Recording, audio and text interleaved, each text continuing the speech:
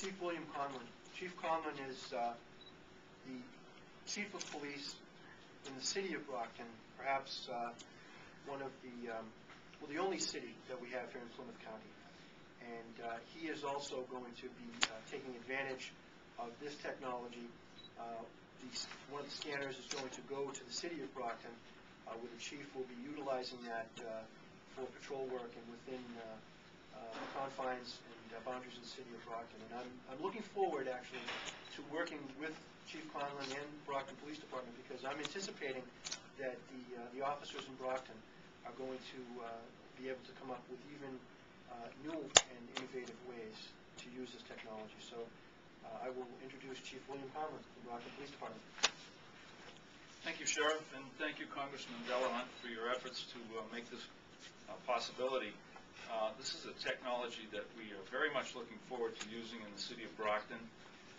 As the Sheriff mentioned, we're the only city in Plymouth County, and as a result of that status, we also send a lot of the population that inhabits his jail comes from the city because of the economic conditions in the city and so forth. At some point, those folks get released and they come back to where they came from. It's nice to know that we're going to have a database that we can compare these folks to when we encounter them again on the streets, should that happen. Our plan is to use the machine that we're getting at our booking desk so that not only will everybody that's gone through the House of Correction be scanned into the system, but everybody that comes through the booking desk from the arrest process in the city of Brockton will also be scanned in. And collaborating together, we'll build quite a database. And as you also have heard, it's a national database. It's not just Plymouth County or Barnstable County. There are jurisdictions all over the country that are using this system.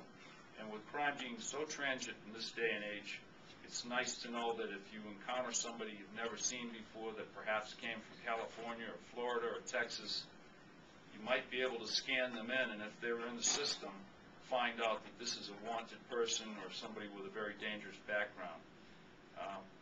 There are additional units that can be purchased, and the city is very much going to look into doing so.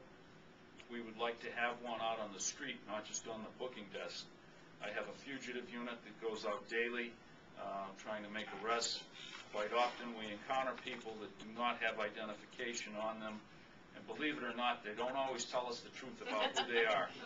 So it would be very nice to have this technology on the street, on scene, for somebody to just look into one of these things and it takes a picture of their eyes, and within a matter of seconds we can identify positively who they are if indeed they've been in the system previously. And also, I understand that we can scan people into the system with this technology. So I think it's a great tool for law enforcement, and it's going to be a great tool for protecting our communities.